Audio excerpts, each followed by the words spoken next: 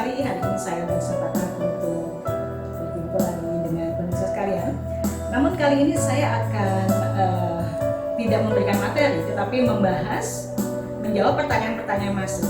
Ya, karena saya sudah melihat dari konten yang saya berikan banyak pertanyaan, ya sepertinya pemirsa tertarik dengan materi yang membahas tentang episiotomi dan jahit perineum, sehingga saya kewalahan untuk menjawabnya satu persatu. Maka saya berinisiatif untuk menjawab langsung saja di materi kali ini atau di perjumpaan kali ini, ya. Nah, pemirsa, jadi sebetulnya untuk materi episiotomi dengan penjahitan luka perineum itu satu kesatuan, ya. Tetapi memang kita di sana dibagi dalam dua tayangan, ya. Namun kali ini saya menjawab satu rangkaian karena ini berhubungan satu sama lain. Baik,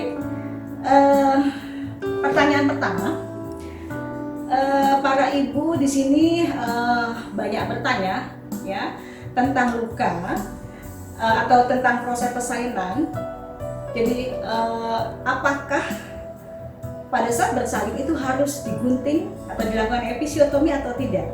Nah, dari pertanyaan-pertanyaan yang masuk itu saya sudah kelompok-kelompokkan, ya. Jadi saya tidak menjawab satu-satu, tetapi per kelompok, ya. Nah, baik, saya akan menjawab pertanyaan pertama. Nah, untuk menjawab apakah setiap persalinan itu perlu digunting atau dilakukan episiotomi atau tidak, itu tergantung dari kondisi, Pak pemirsa, ya. Tergantung dari kondisi saat kita menolong persalinan, karena itu tidak sama setiap pasien, ya. Kondisinya tidak sama, situasinya tidak sama, maka si penolong persalinan mempunyai pertimbangan tertentu untuk melakukan tindakan tersebut. Ya, misalnya contohnya persalinannya dalam kondisi yang terlalu lama, ya, ibunya tidak kuat meneran dan prosesnya untuk mengeluarkan kepala bayi sudah dianggap terlalu lama, ya, sehingga kita khawatir terjadi kegawatan pada janin maupun kelelahan pada ibu, maka kita mempertimbangkan untuk melakukan percepatan atau melakukan pengguntingan atau episiotomi untuk mempercepat keluarnya kepala bayi, ya, karena untuk mencegah terjadinya gawat janin, ya. Nah, itu untuk pertimbangan bayi, ya. Kedua, gawat ibu, ya. Gawat ibu adalah kita mempertimbangkan si ibu yang sudah berusaha tapi mungkin mengalami kelelahan atau sulit untuk mengeluarkan kepala karena mungkin perineumnya itu kaku, ya. Pada anak pertama itu sering kali, ya, kita dapati perineumnya itu kaku, ya, tidak lentur. Biasanya perineum itu sifatnya lentur atau elastis, tapi ini dia memang kaku, ya. Maka kita membantu memperluas jalan lahir, ya, sehingga kepala bisa keluar, ya. Nah, itu alasan-alasan. Kemudian yang ketiga adalah alasannya jarak antara vagina dengan anus itu terlalu dekat, ya, sehingga apabila bayinya besar kita khawatir nanti lukanya bisa merobek ke anus, ya. Nah, ini kita tidak harapkan, ya. Maka itu kita melakukan episiotomi untuk mengalihkan robekan, menjauhi dari anus, ya, dan lukanya akan didapati kondisinya tidak seperti kain yang dirobek, ya, tetapi kalau kita menggunting itu lukanya menjadi rata sehingga pengembaliannya nanti ketika dijahit hasilnya lebih baik, ya. Nah, itu adalah alasan-alasan kenapa dilakukannya episiotomi, ya. Nah, apabila tindakan ini kita tidak lakukan, berarti kondisi tersebut tidak kita dapati, ya. Berarti ibunya bisa meneran dengan cukup baik, ya. Proses persalinannya berjalan dengan baik, tidak terlalu lama, bayinya tidak macet di jalan lahir, ya. Kemudian perineumnya elastis, lentur, kemudian jarak anus dengan vagina cukup lebar, ya, sehingga ketika proses persalinan pengeluaran kepala tidak ada hambatan dan kita tidak melakukan episiotomi pun tidak masalah, tidak terjadi robekan. Nah, sebetulnya hal itu kita harapkan, ya. karena episiotomi itu suatu tindakan yang tentunya ada resiko juga ya, karena setiap tindakan tentu ada resikonya ya. Tetapi kita mengambil tindakan tersebut karena keuntungannya lebih besar daripada kerugiannya kalau kita tidak melakukan tindakan tersebut. Nah, baik, saya rasa cukup jelas ya pemirsa untuk pertanyaan pertama ya. Baik, yang kedua, para ibu juga khawatir ya apabila dilakukan tindakan episiotomi atau pada saat bersalin terjadi robekan perineum, maka masalahnya adalah ketika dijahit, ketakutan untuk mengatasi rasa sakitnya ini pemirsa ya, dan saya bisa mengerti ya. Sebetulnya ketika kita melakukan episiotomi, di situ sudah dijelaskan di video bahwa kita melakukan bius ya, sebelum menggunting kita melakukan bius, sehingga pada saat kita menggunting ibu tidak merasakan sakit yang berlebihan ya.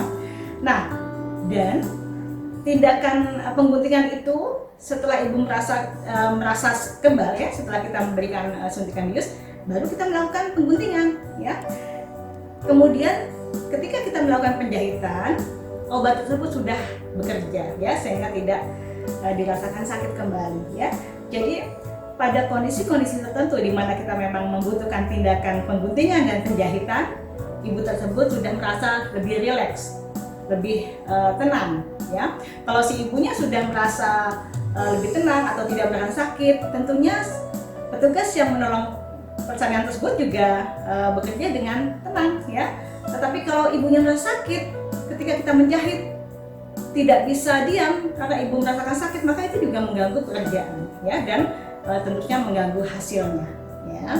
Nah, jadi untuk pertanyaan tadi, apakah itu harus dibius atau tidak, atau mesti minta, sebetulnya itu merupakan prosedur ya. Sebelum tindakan pengguntingan atau episiotomi dan penjahitan, prosedur utama atau prosedur yang lebih dahulu dilakukan adalah memberikan suntik bius ya, karena kita juga menganut persalinan sayang ibu ya. Sayang ibu artinya adalah kita menjaga agar si ibu tidak merasakan sakit ya, karena proses persalinan sendiri tentunya sudah terasa sakit ya. Baik, saya rasa untuk pertanyaan kedua ini cukup jelas ya pemirsa ya. Nah, kita masuk ke pertanyaan ketiga ya. Di sini ditanyakan bahwa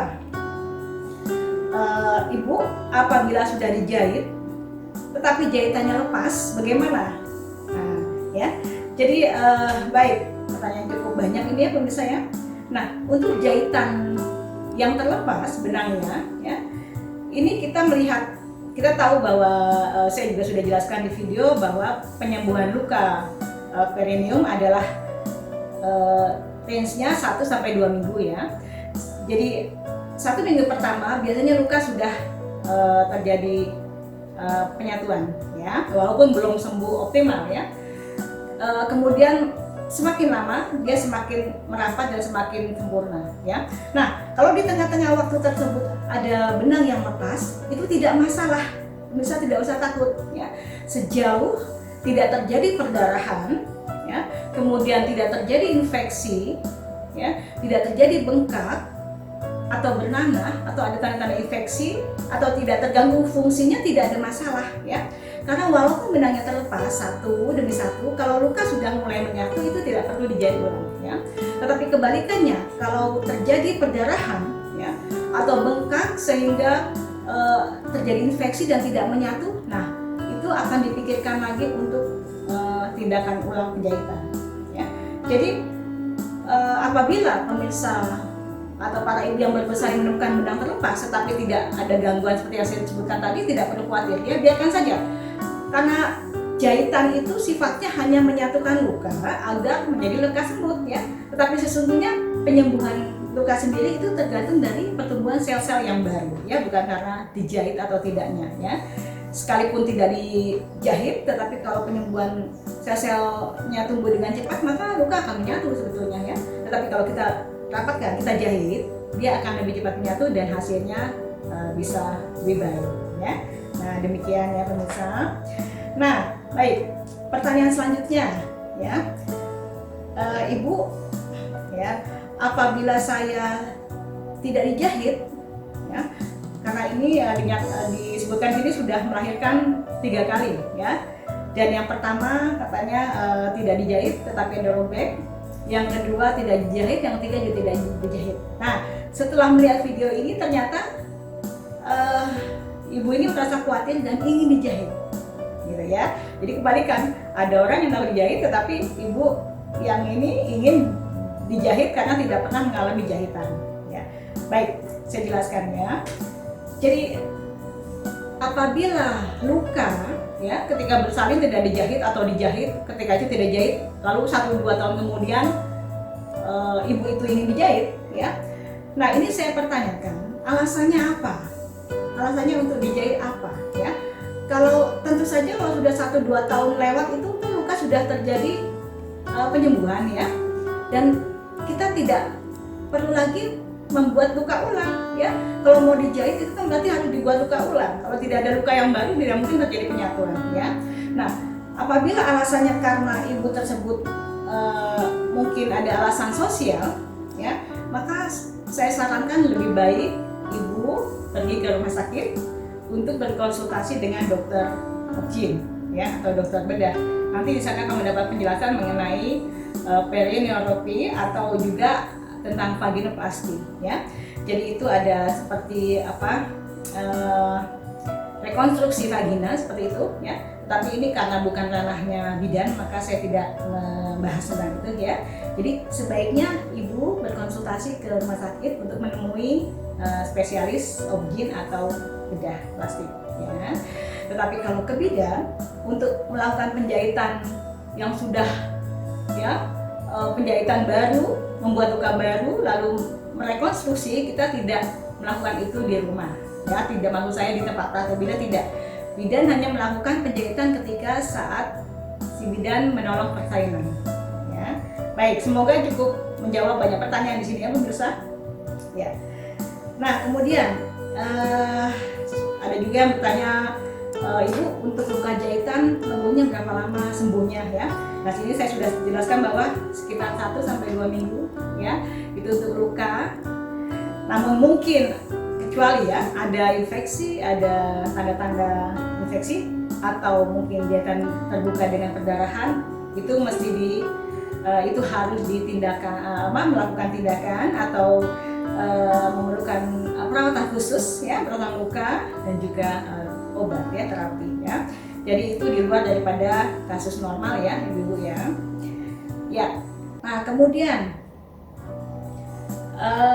ada juga yang bertanya, ibu apabila sudah 1 bulan pasca nifas tetapi rasanya masih sakit ya, apakah itu ada masalah atau tidak ya? Maksudnya mungkin ibu ini bertanya apakah itu perlu dijahit ulang atau perlu ada sesuatu infeksi mungkin ya. Nah, untuk hal ini ya saya perlu mengetahui dulu ya, apakah penyembuhan lukanya sudah ketika itu berjalan dengan baik, tidak ada infeksi ya. Karena kalau tidak ada infeksi atau berjalan dengan baik selama kurun waktu proses penyembuhan luka, maka tentunya sudah terjadi penyatuan luka ya. Dan tentunya itu sudah bisa dikesampingkan untuk masalah hal yang tadi, keluhan tadi sakit ya. Jadi sakitnya ini perlu digali dari mana? Apakah ketika buang air kecil ya, atau ketika berhubungan, atau ketika apa ya? Karena ini perlu dicari tahu. Karena kalau kita merujuk ke bekas luka episiotomi dan jahitan, tentunya sudah ini sudah disebutkan di sini 2 bulan yang lalu, tentu sudah tidak ada masalah lagi ya. Karena kalau ada infeksi tentunya sebelum masa itu ibunya sudah melakukan sudah merasakan keluhan-keluhan yang lebih serius ya. Jadi untuk mengetahui rasa sakitnya dari mana ini harus dilakukan pemeriksaan langsung ya, tidak bisa hanya bertanya melalui telepon ya, tetapi harus diperiksa secara langsung ya. Kemudian ada juga yang di sini, ibu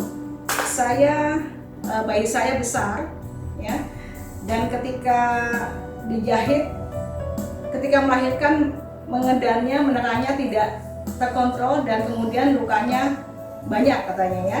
Nah, ya itu bisa dimaklumi, bisa dipahami ya, karena bayi besar tentu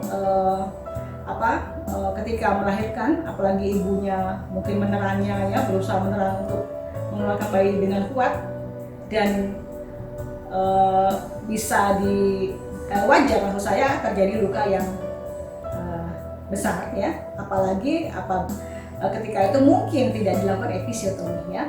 Nah, dalam kasus ini si penolong persalinan membutuhkan waktu ya. Kalau luka itu tidak digunting, tidak diepisiotomi, maka tadi seperti saya bilang, seperti kain dirobek, ya tepi-tepinya itu tidak beraturan ya. Jadi ini membutuhkan keterampilan khusus untuk mengembalikan luka yang katakanlah compang-camping ya. Oleh karena itu, dalam menolong proses persalinan kita harus mempertimbangkan kira-kira kondisi ini memerlukan pengguntingan atau tidak ya. Karena kalau kita tidak akurat melakukan keputusan dan melakukan tindakan, maka ketika penjahitan luka episiotomi akan membutuhkan waktu yang lama dan juga akan membutuhkan keterampilan skill yang tinggi ya, karena ini luka harus menjadi satu kembali ya. Kalau tidak benar jahitnya nanti tidak bagus hasilnya ya, dan tidak maksimal ya. Sehingga tentu si penolong persalinan ingin tidak juga pekerjaannya sulit, maka itu dia harus bisa menilai ya, memberikan penilaian, bertindak secara cepat, tepat dan akurat agar hasilnya itu maksimal ya. Baik, kemudian apa lagi nih ya, selebihnya banyak pertanyaan yang itu sama ya. Dan selanjutnya di sini ada ibu bertanya, Bu Bidan, dulu saya melahirkan kok tidak disuntik bius ya, dan yang melahirkan kedua ini mendapat bius ya. Nah, yang jadi masalah ini hasilnya lebih baik yang mana katanya ya. Oke, baik. Nah, jadi sebetulnya prinsipnya untuk penjahitan itu sama ya, dibius atau tidak dibius adalah tetap sama, yaitu mendekatkan luka sehingga lebih mudah untuk terjadinya penyembuhan ya. Nah, kalau ibu ketika melahirkan pertama tidak dibius ya, mungkin waktu itu sudah dulu kalau mereka di bidan sering tidak dibius ya. Dan sekarang karena tadi saya bilang kita menganut persalinan sayang ibu, maka kita bius ya. Jadi sebetulnya fungsinya membius ini adalah untuk mengurangi rasa sakit ya. Sehingga kalau ibu tidak merasa sakit, maka diharapkan ibunya tenang dan kita melakukan prosedur penjahitan juga tenang ya, juga lebih rileks ya. Nah, karena setiap orang itu ambang sakitnya berbeda-beda ya. Ada yang mungkin robeknya sedikit dan tidak dibius, ibunya tahan ya. Tetapi ada yang robekan sedikit tidak tahan, apalagi lukanya itu banyak ya. Tentu akan menjadi gelisah ya, maka kita lakukan bius ya. Tapi pada prinsipnya apakah dibius atau tidak mempengaruhi proses penyembuhan luka ya. Kalau memang si ibunya dapat menjaga ya, pasca pulang rumah sakit atau pulang rawat itu menjaga persoalan hygiene, menjaga vulva hygiene ya, memperhatikan nutrisi dengan benar, maka sama-sama akan mendapat penyembuhan luka yang baik ya, apakah dibius atau tidak ya. Jadi prinsipnya dari pembiusan itu adalah untuk supaya ibunya bisa lebih tenang ya, lebih rileks, tidak merasa sakit ya, sehingga lebih nyaman ya, itu ya. Oke, baik, semoga ini jelas. Jadi ibu tidak usah khawatir ya, ketika persalinan dulu tidak dibius dengan sekarang dibius, apakah nanti lukanya itu berbeda? Itu tidak ya, sama saja ya. Oke, nah pertanyaan terakhir ya pemirsa, di sini ditanya, ibu, saya bersalin ya, mendapat 2 jahitan ya, tapi kok kelihatannya bentuknya tidak sama ya, seperti semula, apa karena lepas atau bagaimana? Nah, oke, baik. Ya, saya jawab ya. Jadi sebetulnya pemirsa, tadi saya sudah jelaskan sebelumnya bahwa prinsip dari pengguntingan ya, kemudian penjahitan itu adalah untuk mengembalikan luka ke bentuknya. Jadi kalau misalnya ini lubang vagina lalu kita gunting ya, episiotomi, lalu kita kembalikan sesuai dengan bentuk aslinya ya. Jadi ini tidak menjadikan lebih sempit atau lebih bagaimana, tidak. Ini sesuai dengan bentuk aslinya, dengan ukuran aslinya ya. Namun hal yang seperti ini, pertanyaan ini ya, bisa aja karena mungkin subjektif ya, atau beberapa kali bersalin ya, itu terjadi mungkin kok rasanya kok tidak seperti yang pertama. Iya, tentu saja, karena kalau bayangkan kalau kita sudah melahirkan 2-3 kali, anaknya besar-besar ya, tentu bisa terjadi perubahan pada otot ya, otot yang vagina ya. Nah, di situ yang menyebabkan ibu tersebut merasa mungkin kurang nyaman ya. Tetapi kalau pengguntingan dan penjahitan luka episiotomi ini tidak membuat perubahan bentuk atau perubahan ukuran ya, itu hanya mengembalikan ke asal ya, ke bentuk asli dan ukuran yang sesungguhnya, yang aslinya ya. Jadi jangan salah persepsi untuk hal ini ya. Maka ibu-ibu banyak yang minta, Bu, saya mau dijahit ulang ya. Untuk apa ya? Fungsinya adalah tujuan dari penjahitan itu tidak mempersempit atau tidak membuat suatu perubahan ya, hanya merapikan kembali ya ibu-ibu. Dan kalau ibu-ibu merasa kurang nyaman, ingin dilakukan tindakan ini karena merasakan kurang nyaman untuk mungkin ya subjektivitas itu, saya sarankan lagi ya, ibu berkonsultasi ke dokter spesialis ya di rumah sakit ya.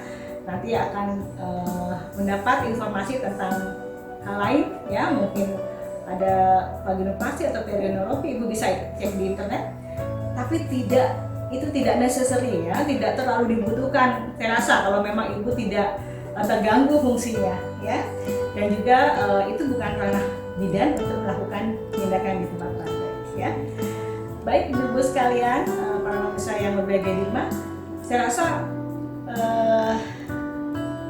pertanyaan-pertanyaannya sudah saya jawab ya. Ini adalah wakil dari banyak pertanyaan, tapi mungkin ya hampir sama ya. Jadi saya hanya kelompokkan untuk pertanyaan yang sama ya, yang sejenisnya.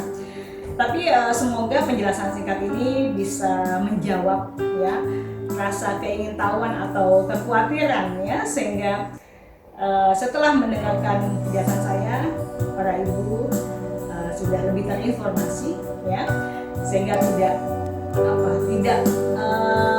merasa penasaran ya, atau khawatir lagi, atau merasakan aduh kayak ada yang kurang nih karena nggak dijahit gitu ya, atau aduh kok terlalu banyak dijahit, atau kok seharusnya apa dijahit atau tidak, lebih baik mana. Nah, ibu tidak lagi bertanya tentang itu ya, karena seandainya ibu lahirkan tidak dijahit ya, dan bayinya lahir dengan selamat dengan baik, tidak perlu dijahit, tidak ada robekan, itu bersyukur ya, karena berarti lentur ya, elastis, dan tidak ada tambahan prosedur ya. Tetapi kalaupun dijahit, kok saya harus dijahit, yang kemarin tidak, memang kondisinya berbeda, situasinya berbeda, sehingga harus dilakukan tindakan itu ya. Jadi sesungguhnya setiap tindakan itu ada alasannya ya. Walaupun ada risiko, tetapi kita mengambil tindakan itu karena apa? Dengan alasan ya. Kalau kita tidak mengambil tindakan atau memutuskan sikap, akibatnya akan mungkin tidak menjadi lebih baik ya, sehingga sekalipun ada risiko ya infeksi, tetapi kita melakukan tindakan dan kemudian melakukan perawatan atau asuhan yang benar, sehingga ketika ibunya sudah pulang dengan penjelasan-penjelasannya, dengan informasi edukasi yang diberikan, ibunya bisa melakukan perawatan luka episiotomi atau luka jahitan episiotomi di rumahnya ya. Jadi tidak terjadi infeksi